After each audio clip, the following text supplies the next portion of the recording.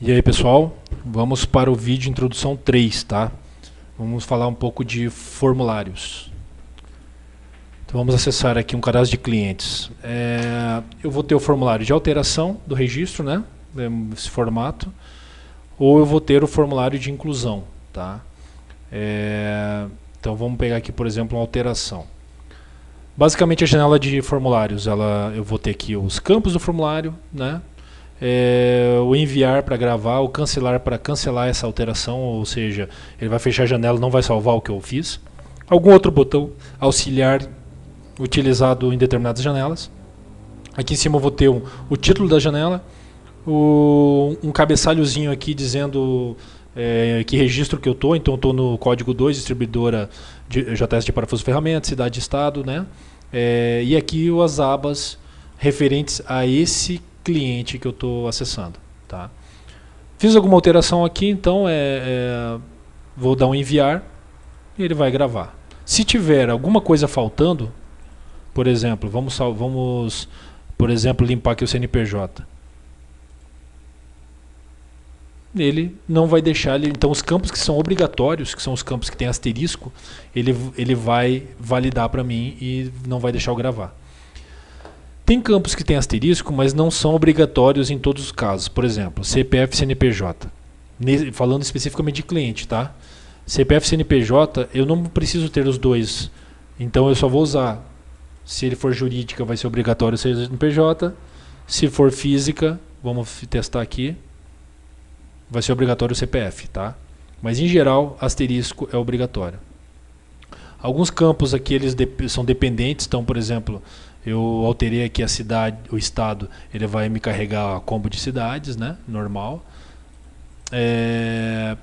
Cancelei, ele vai cancelar a edição e vai voltar ao estado normal, não vai gravar a alteração que eu fiz, tá? Outra coisa que o sistema faz também, ele faz validação de CNPJ e de CPF. Então eu alterei, tinha um 7 aqui, eu alterei para 5, não for enviar, ó, CNPJ é inválido, tá? Então ela faz essas validações básicas aí. Outra coisa, então aqui eu tenho o formulário, né?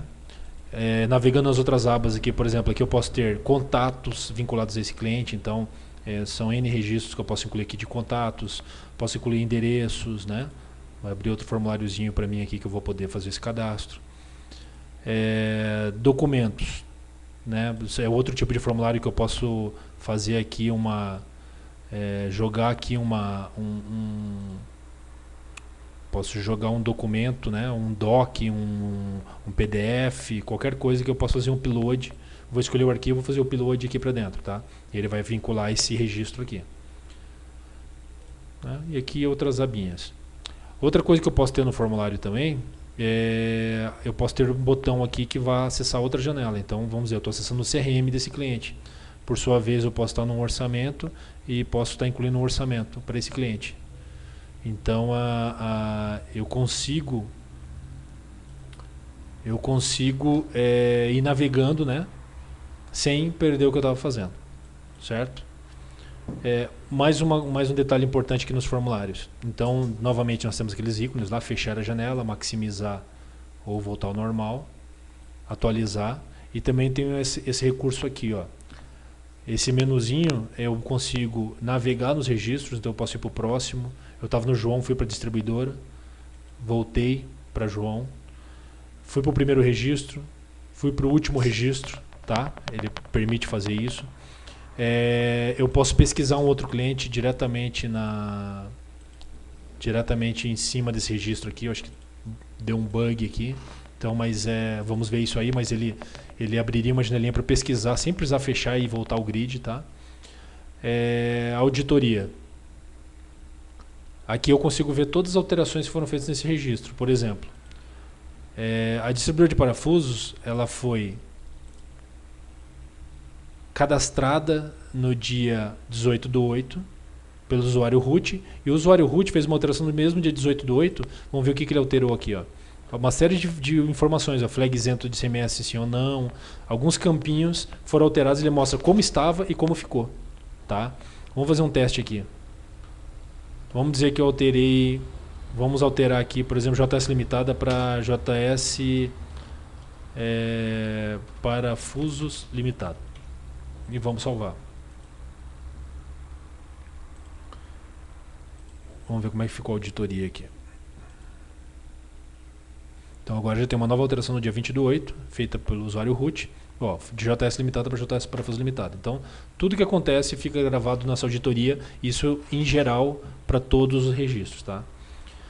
Outra coisa que também é a duplicar, então não está ativo para todas as janelas, para todos os registros, para todas as tabelas, mas ele permitiria, dando sim, ele duplicaria esse registro. Do cliente eu acho que não funciona, nem seria assim tão útil.